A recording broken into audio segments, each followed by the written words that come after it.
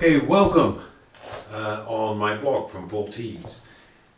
Today, as you can see, it's again the LX100 in review, and basically this is being shot with the 20mm lens, which I deemed in a previous post not very fit for purpose. So based on a question from Winter's Tale, who also had similar problems like I have, is how do you make the 20mm lens excellent for filming? Well, this is a vlog.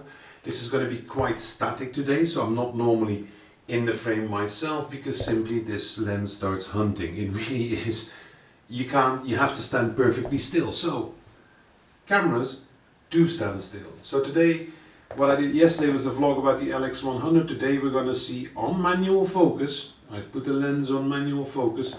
We're going to test how this lens is really behaving.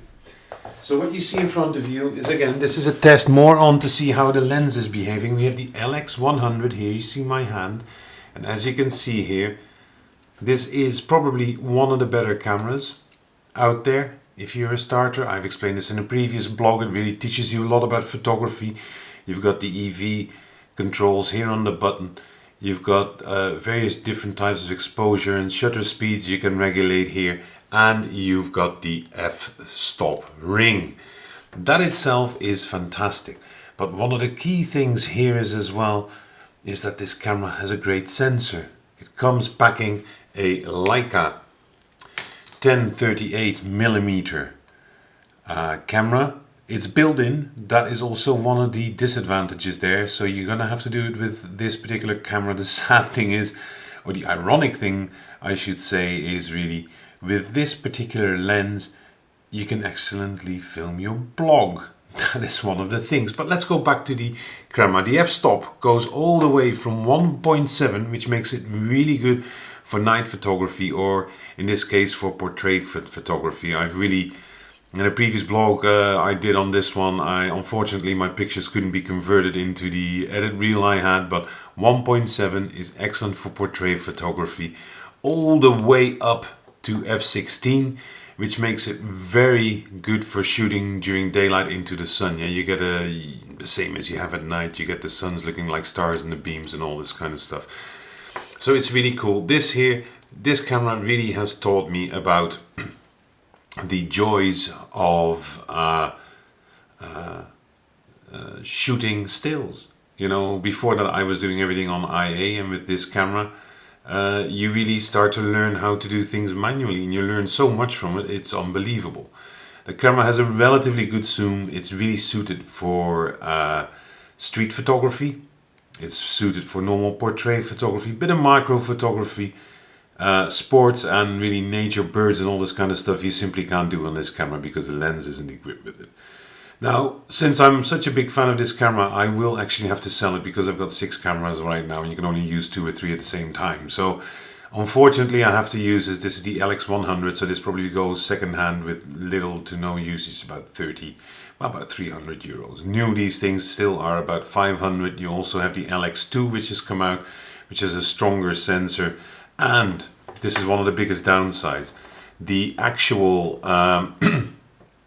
built-in display here is not a touch display, so you really have to control it here via your buttons. It's quite easy, but it isn't ideal. This is also one of the, I would say, one of the big negatives on this camera. It's got no touch screen, and however great the lens is, it's too bad that you don't have any kind of option to upgrade it or change it.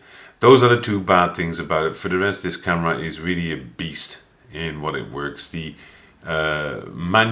control manual itself is quite simple. It's not as extensive as, for instance, on the G7 or on other Lumix parts. There's a few menus missing. It still comes with the Wi-Fi connectivity, so from that part it also is very good, to be honest.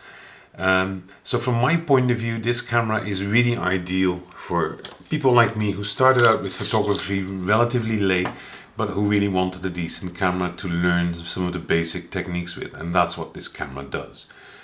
Now, you can also have here the manual autofocus is on the side here. It's easy to overlook. but it really makes life different. And this is what I really liked about this. This is probably the biggest selling point of this camera, is it does have all the technical bells and whistles that you really need, but it's also got the analog controls, much like the Fujifilm. So with this, I'd like to conclude not only my little review of the LX-100 as a rerun, but also let's see how the 20mm Panasonic lens is behaving on autofocus with limited movement. If we now turn it up to my personal head, you will see, ooh, there I am, I'm looking pretty good.